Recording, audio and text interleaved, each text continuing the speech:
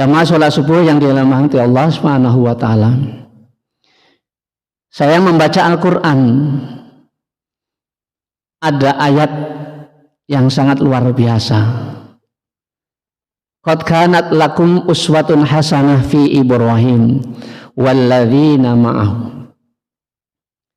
Berangkat dari ayat inilah ketika bagian si dakwah meminta saya untuk ngisi kajian pagi hari ini, sehingga saya cobalah kita bersama-sama mentadaburi ayat ini. Allah berfirman, sesungguhnya telah ada suri tauladan yang baik bagimu pada Ibrahim dan orang yang bersama dengan dia ketika mereka berkata kepada kaum mereka. Jamaah sekalian yang dimuliakan oleh Allah Subhanahu wa taala. Kemudian di surat yang kedua, wa idh tala Ibrahim rabbahu bi kalimatin fa atammahun qala inni ja'iluka lin-nasi imama qala wa min dzurriyyati qala la yanalu ahdi dzalimin. Dan ingatlah ketika Ibrahim diuji Tuhannya dengan beberapa kalimat, lalu dia melaksanakannya dengan sempurna. Dia Allah berfirman, sesungguhnya aku menjadikan engkau sebagai pemimpin bagi seluruh manusia. Kemudian Ibrahim berkata, dan juga anak cucuku. Allah berfirman, benar, tetapi janjiku tidak berlaku bagi orang yang zalim. Jamaah sekalian yang dimuliakan oleh Allah Subhanahu wa taala. Imam Baidhawi fa'atammahunna, beberapa kalimat yang dimaksud adalah mengandung larangan dan perintah.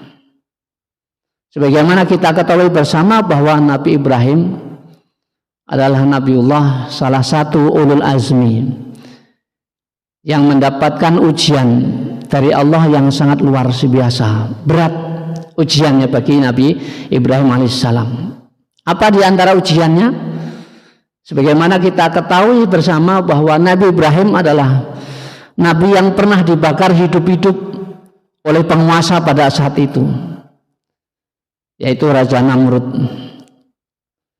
Jamaah sekalian yang dimuliakan Allah Subhanahu wa taala, yang menarik dari peristiwa dibakarnya Nabi Ibrahim alaihissalam, karena keimanannya, tauhidnya, akidahnya sangat luar biasa. Maka Nabi Ibrahim ketika diikat, dilemparkan ke bara api yang seperti itu, dia ikhlas menerima ujian itu. Kemudian Allah Subhanahu wa taala berfirman kepada api, Qul ya nar bardan wasalaman ala Ibrahim.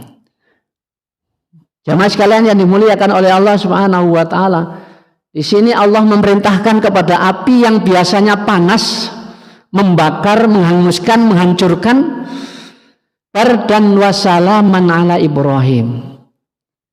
Di sana ada kalimat bardan, ya api, wahai api, kata Allah, jadikan engkau dingin dan selamat atas Ibrahim. Bisa kita bayangkan jemaah sekalian yang dimuliakan oleh Allah Subhanahu wa taala, seandainya Allah hanya berfirman ya narukuni bardan ala Ibrahim, maka Ibrahim ini benar-benar kedinginan, Pak, keluar dari bara api yang tumpukan arangnya itu mungkin kedinginan. Tapi oleh Allah dilengkapi ya narukuni bardan wasalaman, dingin yang menyelamatkan. Maka setelah dibakar, Nabi Ibrahim alaihissalam tidak mempan dibakar. Kemudian ujian lagi, Nabi Ibrahim diminta oleh Allah hitan di usia yang sudah tua. Kemudian lagi Nabi Ibrahim juga diperintahkan oleh Allah Subhanahu wa taala untuk menyembelih Ismail. Ismail ini adalah putra yang dinanti-nantikan oleh Nabiullah Ibrahim alaihissalam. Kemudian Nabi Ibrahim juga tidak segera punya keturunan diuji oleh Allah Subhanahu wa taala. Maka Nabi Ibrahim alaihissalam berdoa kepada Allah Subhanahu wa taala, Rabbi habli minas solihin. Sekali lagi doanya Nabi Ibrahim, Rabbi habli minas solihin. Doa ini seharusnya menjadikan wirid kita, doa kita setiap saat. Ya Allah, ya Tuhan kami, berikan aku keturunan yang soleh. Jamaah sekalian yang dimuliakan oleh Allah Subhanahu wa taala, dari ayat yang pendek tadi ada pelajaran yang sangat luar biasa.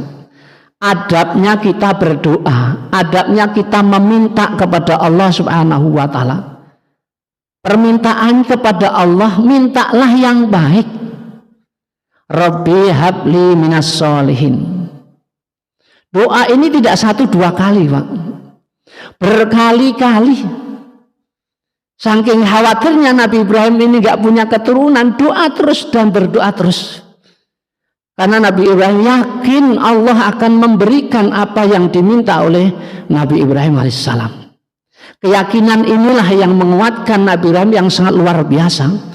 Dan kita juga harus mengambil contoh. Doa terus. Bisa jadi kita berdoa nggak dikabul-kabulkan.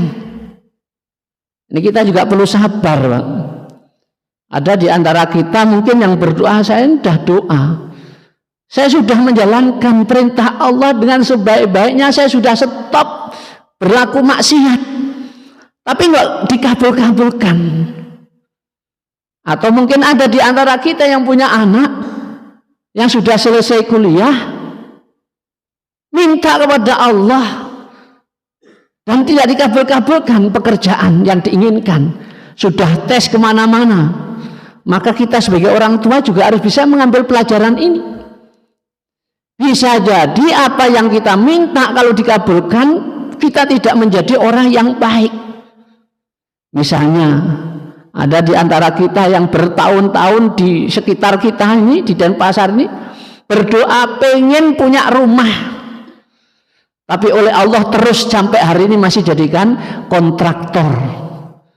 Pengen punya mobil, masih juga belum dikabulkan. Saya sudah sodako, saya infak, saya sudah tahajud, saya sudah rajin sholat subuh berjamaah, tapi kok belum dikabulkan. Allah yang maha tahu. Bisa jadi kalau jenengan diberikan mobil, ada kesombongan dengan tetangga yang nggak punya mobil, oleh Allah ditahan dulu, ya kan? Jamaah sekalian yang dimuliakan oleh Allah Subhanahu wa taala. Yang kedua, kalau kita sudah yakin berdoa kepada Allah, maka kita harus mengamalkan dan mempraktekkan, mengaplikasikan dalam kehidupan kita.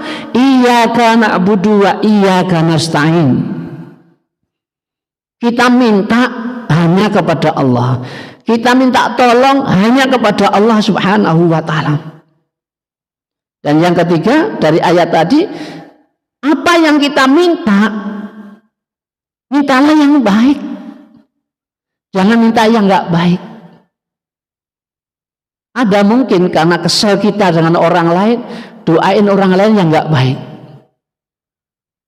Orang Islam harus betul-betul kembalilah ke Al-Quran, kembalilah ke hadis Rasulullah. Sebagaimana yang ini sering saya sampaikan, Nabi sudah bersabda, nanti kamu tidak akan tersesat selama-lamanya. Kapan itu? Kalau kita mau berpegang teguh kepada Al-Quran dan hadis Rasulullah Sallallahu Alaihi Wasallam. Dijamin. Ini Nabi yang ngomong, Pak. Tapi hari ini umat Islam masih banyak mencari hukum-hukum di luar Al-Quran dan hadis Rasulullah Sallallahu Alaihi Wasallam. Maka pernah saya sampaikan di atas mimbar waktu Jumatan, walau anna ahlal qura amanu wattaqau la fatahna 'alaihim barakatim minas sama'i wal ardi. Seandainya penduduk suatu negeri benar-benar beriman dan bertakwa kepada Allah Subhanahu wa taala, la fatahna 'alaihim barakatim minas sama'i wal walakin kadzdzabu fa akhadnahum bima kanu yaksibun. Kebanyakan orang Islam Orang yang beriman kepada Al-Quran tidak sepenuhnya beriman pada Al-Quran. Maka diganti nikmat-nikmat itu menjadi musibah buat kita. Menjadi renungan kita bersama. Kalau kita sudah beriman pada Al-Quran, masuk Islam jangan setengah-setengah. Terima Al-Quran itu baik yang masuk akal maupun yang tidak masuk akal harus kita imani. Ada sebagian orang yang mengatakan, oh sampai belum sampai masuk ke akhirat, belum sampai masuk muqarrabin, belum masuk ke jalan pendidikan, kok cerita tentang akhirat. Jamaah sekalian yang dimuliakan oleh Allah Subhanahu wa taala, jangan lupa rukun iman kita itu ada 6, tidak boleh satu pun kita tidak beriman di antara 6 itu. Karena 1, 2, 3, 4, 5 itu saling berkaitan. Maka menjadi renungan kita bersama, koreksi kita bersama, evaluasi kita bersama, sudah seperti apa iman kita hari ini? Sudahkah kita mengamalkan dan memahami ayat Allah yang berfirman, yang berbunyi, ya ayyuhalladzina amanu dkhulu fis-silmi kafah wa la tattabi'u khutuwatis syaitan innahu lakum aduwwun mubin. Diperintah oleh Allah itu masuk Islam totalitas. Mengimani Al-Quran totalitas, jangan setengah-setengah. Kalau belum bisa belajar, supaya kita mendapatkan petunjuk dari Allah Subhanahu wa taala. Orang kalau sudah dekat dengan Allah itu Pak, hidup kita itu enak, nyaman. Doa belum dikabulkan, masih selalu khusnudzan kepada Allah Subhanahu wa taala. Coba kita membaca doa, Rabbi habli hukman wa alhiqni bis sholihin.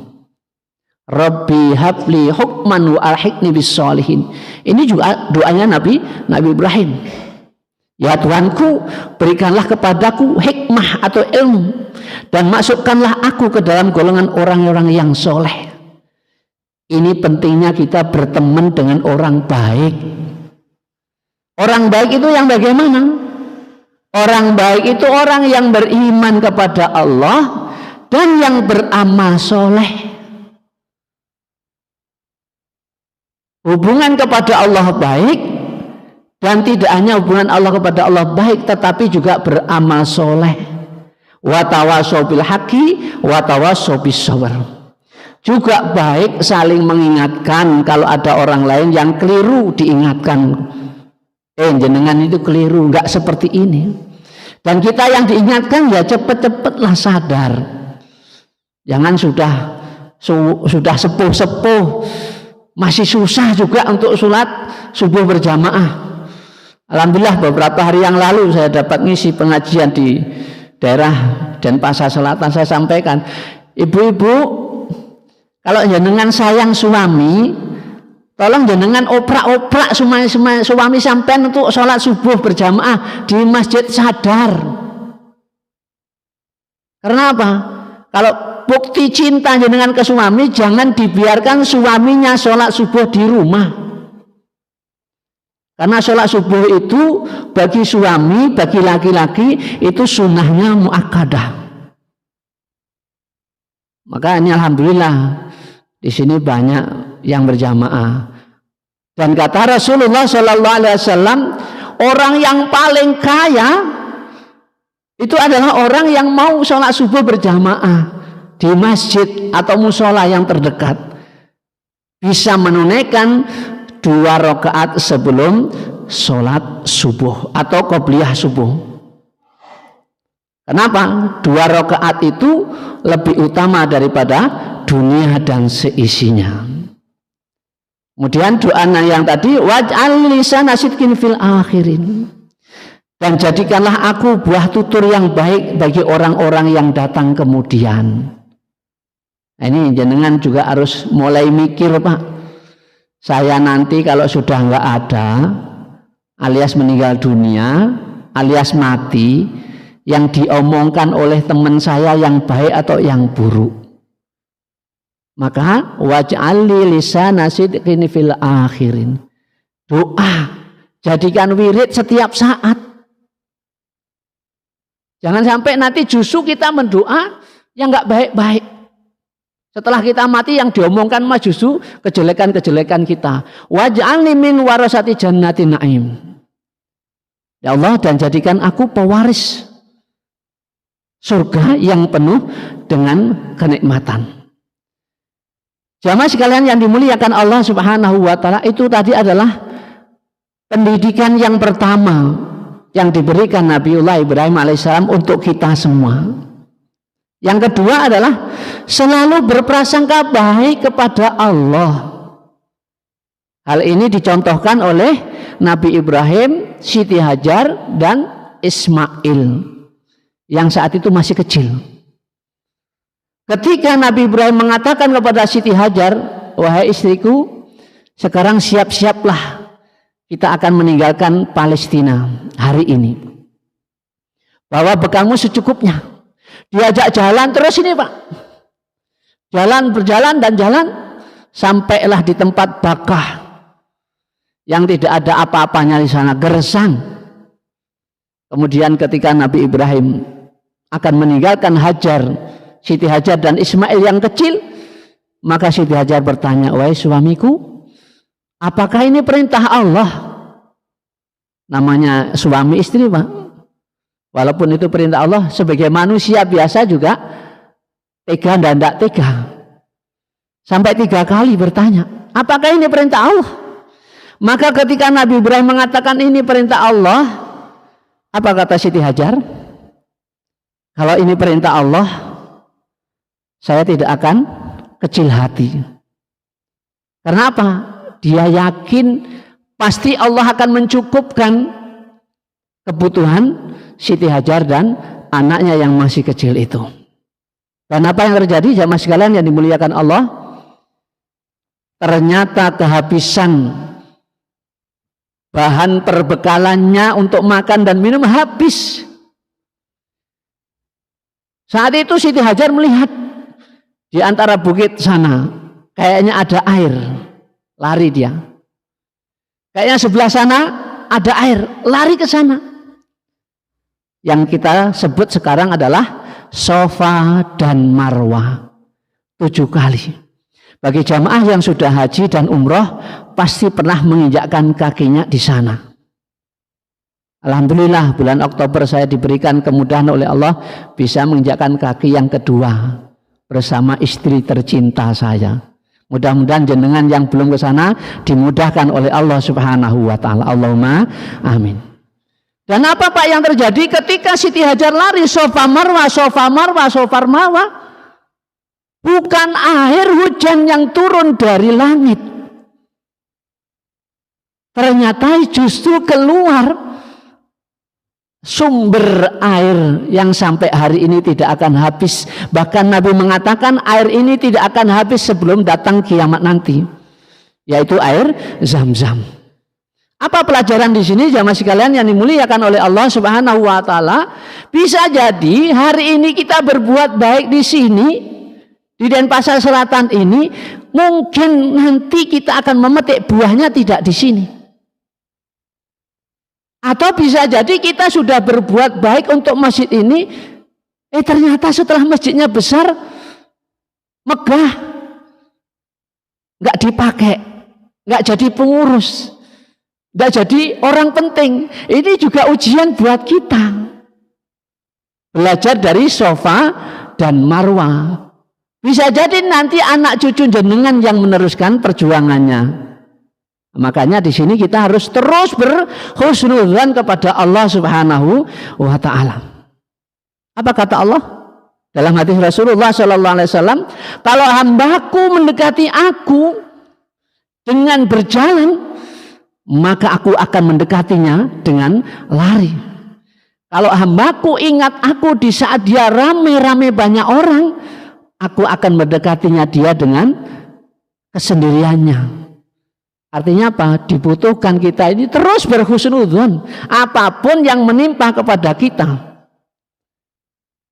Dan yang ketiga jamaah sekalian yang dimuliakan oleh Allah Subhanahu wa taala, mari kita mentotalitaskan kepatuhan kita dan ketaatan kita kepada Allah Subhanahu wa taala. Bapak, Ibu sekalian yang dimuliakan oleh Allah Subhanahu wa taala. Kata Allah dalam Al-Qur'an, maka ketika anak itu sampai pada umur sanggup berusaha bersamanya, Ibrahim berkata, "Wahai anakku, sesungguhnya aku bermimpi bahwa aku menyembelihmu. Maka pikirkanlah bagaimana pendapatmu." Ismail menjawab, "Wahai ayahku, lakukanlah apa yang diperintahkan Allah kepadamu. Insya Allah engkau akan mendapatiku termasuk orang yang sabar." Ini dialog antara anak dan orang tua, Pak. Ya, bayangkan Pak, anak yang masih kecil disembelih, bukan diajak main ke sanur, bukan diajak ke melesti, Pak, tapi akan disembelih. Tetapi Ismail itu menjawabnya, "Ya abatif al ma tu'mar." Wahai ayahku, lakukan apa yang dalam mimpimu itu. Insya Allah engkau akan mendapati anak yang sabar. Ini pelajaran yang sangat luar biasa, Pak. Artinya ketika kita menginginkan anak kita soleh, baik, ya kita harus baik dulu, Pak. Maka ketika ditanya Ismail seperti itu, jawabannya menyenangkan kepada orang tuanya. Itu pelajaran yang pertama. Yang kedua adalah kita jadi orang tua itu ya jangan semena-mena alias otoriter. Kan banyak toh sekarang ini orang tua yang pengen anaknya setelah lulus SMA harus jadi dokter. Padahal anaknya nggak pengen di situ. Banyak orang tua yang pengen orang anaknya kalau sudah selesai SMA jadi polisi. Padahal anaknya nggak suka di situ. Dipaksa. Kita harus belajar dari sini. Jadi segala sesuatunya pasti harus ada harmonisasi. Pembicaraan secara kekeluargaan. Maka kata Rasulullah sallallahu alaihi wasallam, "Kullu mauludin yuladu 'alal fitrah, fa abawahu yuhawidani aw yunassiraniha aw yubantisani."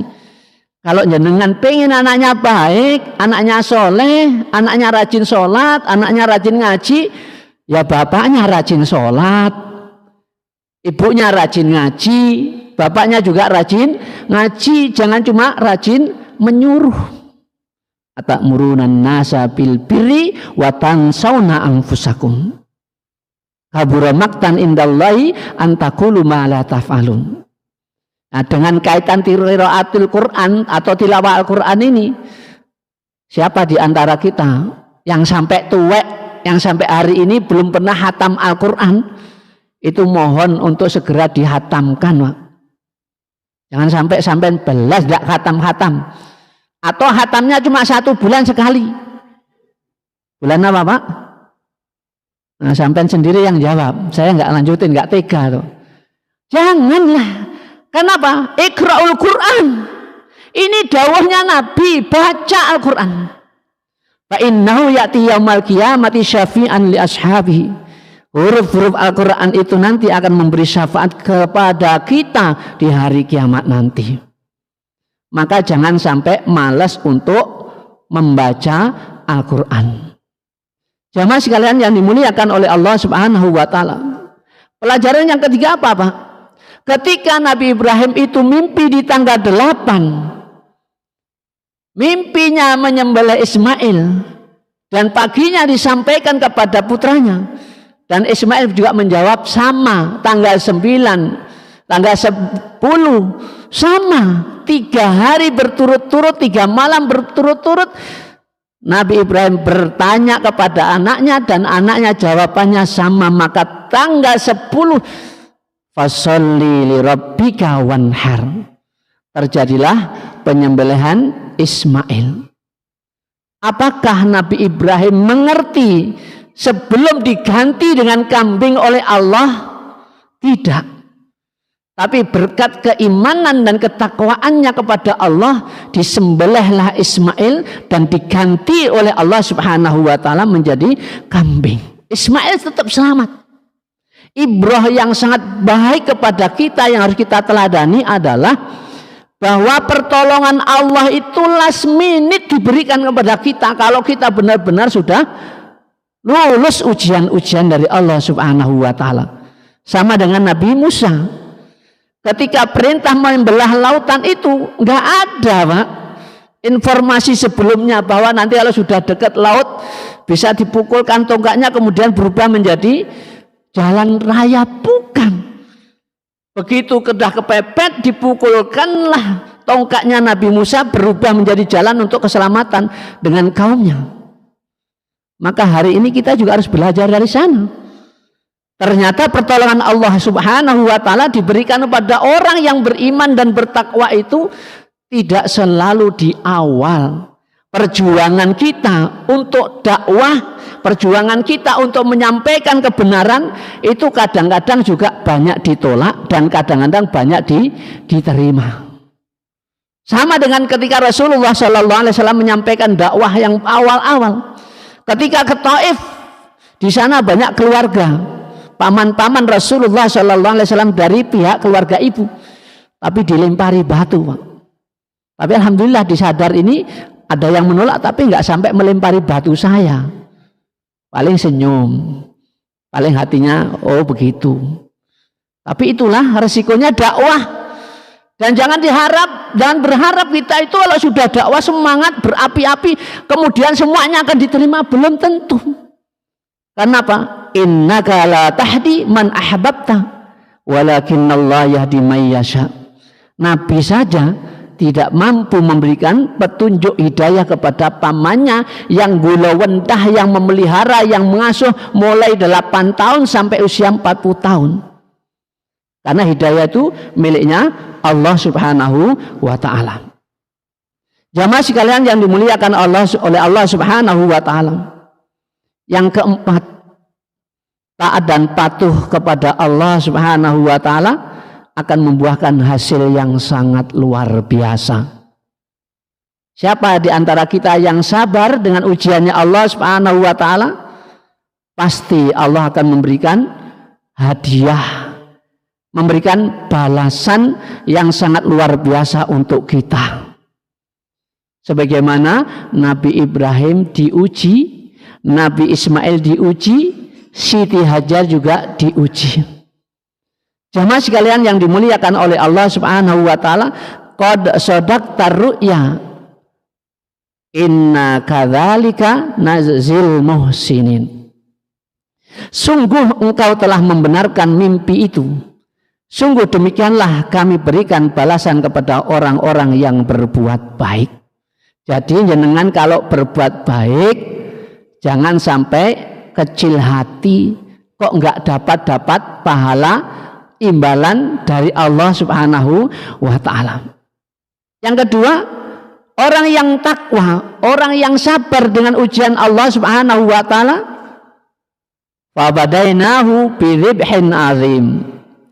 Dan kami tebus anak itu dengan seekor sembelihan yang besar. Artinya apa jemaah sekalian yang dimuliakan oleh Allah Subhanahu wa taala? Kita akan mendapatkan kemuliaan, kita akan mendapatkan kebahagiaan dari Allah yang sangat luar biasa. Dan yang ketiga, wa tarokna alaihi fil akhirin. Nabi Ibrahim dan keluarganya diabadikan oleh Allah Subhanahu wa taala. Jamaah sekalian yang dimuliakan oleh Allah Subhanahu wa taala. Coba kalau kita renungkan, Pak, perjuangannya Nabi Ibrahim alaihissalam yang sangat luar biasa itu, sehingga kita umat Islam, umatnya Rasulullah Shallallahu Alaihi Wasallam, sampai hari ini kita tidak sah sholat kita kalau tidak menyebut namanya Nabi Ibrahim alaihissalam. Kapan itu, Pak? Pada saat kita tahiyat awal dan tahiyat akhir. Jamaah sekalian yang dimuliakan oleh Allah Subhanahu wa taala. Terima kasih. Monggo Pak yang sudah dapat anget-anget dilanjut. Saya tak nanti dulu. Saya lanjut sebentar Pak nggih. Karena di sini pengurusnya itu luar biasa, ngerti aja. Biar jamaahnya enggak ngantuk. Ada temennya, jangan sampai sendirian. Jamaah sekalian yang dimuliakan oleh Allah Subhanahu wa taala. Bagaimana Rasulullah Shallallahu Alaihi Wasallam itu mentransfer ilmunya Nabi Ibrahim alaihissalam kepada kita. Perjuangannya Rasulullah di Makkah 13 tahun, 10 tahun di Madinah. Artinya apa Pak? 23 tahun berjuang untuk menyampaikan risalah dakwah Islamiyah kepada semua umat manusia, dan baru diterima selama 23 tahun. Sendirian. Lama kelamaan banyak para sahabat-sahabat Rasulullah yang mau berjuang bersama Rasulullah Sallallahu Alaihi Wasallam. Di saat Nabi Muhammad Sallallahu Alaihi Wasallam menunaikan ibadah haji, Allah berfirman, Al-yawma akmaltu lakum dinakum wa atmamtu alaikum ni'mati wa raditu lakumul Islam madina. Ini menunjukkan bahwa agama Islamlah agama yang mendapatkan ridho dari Allah Subhanahu wa taala. Islamlah yang menyempurnakan risalah dakwah Rasulullah sallallahu alaihi wasallam, yang menyempurnakan para nabi-nabi sebelumnya. Maka kita harus betul-betul melaksanakan mencintai Rasulullah dengan itba' Rasulullah sallallahu alaihi wasallam. Sudah jelas antara yang hak dan yang batil, maka kita juga harus bisa memilah dan memilih. Taraktu fikum amrayni in tamasaktum bihima lan tadhillu abada. Kitaballah wa sunnatar rasul. Nabi menegaskan, dan Allah juga sudah menyampaikan dalam Al-Qur'an, wa may yabtaghi ghairal islam madina fala yuqbala minhu fa huwa fil akhirati minal khasirin. Agama di sisi Allah hanya Islam. Siapa mencari agama selain Islam, dia akan merugi di hadapan Allah Subhanahu wa taala. Ini berdasarkan ayat Al-Qur'an yang diabadikan oleh Allah Subhanahu wa taala. Ada ayat lagi, innad dina indallahil Islam. Agama di sisi Allah hanya Islam. Kalau kita sudah yakin dengan Islam, kebenaran Islam, ayo Pak bersama-sama kita belajar, terus belajar. Apa kata Rasulullah? Utlubil ilma minal mahdi ilal lahdi. Mencari ilmu tidak ada batasannya Pak. Aku sudah tua, misalnya ada yang belum bisa ngaji, lidahku sudah kelu, sudah kaku, kadung wis tuwek gak iso ngaji. Wis anak putuku saja yang ngaji, nggak bener itu Pak. Kalau ada, bolak-balik saya sampaikan lewat kesempatan seperti ini, yang jenengan pengen ngaji, terus pengen ada rasa malu karena jenengan pejabat ataupun pengurus ataupun apa istilahnya, izin Pak, aku kalau ngaji ketahuan oleh tetangga saya, bisa datang ke rumah saya atau saya datang ke rumah sampean. Kenapa ini saya sampaikan Pak? Karena pesan kiai saya dulu waktu di pondok, dimanapun kamu berada, kamu jangan sampai tidak mau mengajari orang lain belajar ngaji. Dulu sebelum Ramadan, sebelum Idul Fitri, saya punya santri tuwek-tuwek, ada yang umurnya 70, tapi giliran sampai jilid 3, garuk-garuk kepala. Sudah berat Pak untuk mengingat. Akhirnya alasannya, kaki saya kalau naik ke lantai 2 kesemutan, nggak kuat. Saya balik, udah saya yang datang ke rumah sampean, saya sibuk. Ada yang lebih muda lagi, Pak saya tak belajar sama anak saya. Mudah-mudahan nanti lihat YouTube di Masjid Sadar, orangnya melihat biar ketawa-ketawa terus sadar. Karena ini penting Pak. Bagaimana orang Islam nggak bisa ngaji kok tenang? Bagaimana orang Islam nggak ngaji kok tenang? Aneh. Karena ketenangan itu di situ. Ala bidzikrillahi tatmainnul qulub. Dengan zikir kepada Allah, hati kita tenang. Dan orang yang tenang itu orang yang sering dekat dengan Allah. Pulang berangkat dari musola, dari masjid, bawa ngaji. Bisa. HP siapa yang nggak punya HP? Punya semuanya. Kalau orang terus belajar Pak, inna lillahi wa inna ilaihi raji'un, nggak bingung Pak. Hari ini kita dibikin bingung, mana yang benar, mana yang salah, apa-apa, bingung, minimal bimbang, ragu, apalagi non muslim di luar sana juga menyerang habis-habisan kepada kita. Bahkan ada yang sekarang lagi rame-ramenya apa Pak? Menikah sesama jenis. Terus ngopo? Wong di Al-Qur'an itu menikah itu wa min ayatihi an khalaqalakum min anfusikum azwaja litaskunu ilaiha wa ja'ala bainakum mawaddah warahmah inna fi dzalika laayatil liqaumin yatafakkarun. Ini Al-Qur'an. Kalau ada pernikahan sesama jenis, ya itu sudah melanggar Al-Qur'an. Ini kita juga harus belajar karena ini terus digempur kita Pak. Paham-paham kita akan digerus kalau kita tidak sering berduduk sama-sama mentadaburi ayat-ayat Al-Quran. Apa kata Rasulullah Sallallahu Alaihi Wasallam? Akhir zaman nanti umatnya Rasulullah itu banyak, saking banyaknya kayak buih di lautan, sana kemari diterjang ombak, ya kan? Sekarang hari ini kalau konon kabarnya Gilimanuk lagi seru-serunya ombaknya. Itu baru ombak di dunia. Bagaimana nanti kalau kita sudah meninggal dunia? Maka saya tawarkan, kalau jenengan pengen belajar ngaji, ini bagi yang belum bisa loh Pak ya, jangan ngetes saya, bener-bener enggak nih, jangan Pak. Yang pengen belajar ngaji dan belum bisa ngaji, saya siap menjadi gurunya kapanpun, 24 jam. Kenapa? Mumpung saya masih hidup. Bisa jadi jenengan duluan loh Pak ya, saya belakangan enggak apa-apa. Karena masih butuh ceramah kemana-mana. Nah, kenapa saya ngambil pelajaran ini tentang Ibrahim? Perjuangan Nabi Ibrahim itu tidak sekali dua kali Pak. Mulai dari muda sampai tuanya terus dia berdakwah. Lah kalau kita cuman mengikuti dakwahnya ini kok nggak mau, pengen surga, surga dari mana? Ya kan? Kadang-kadang kita juga banyak lupanya.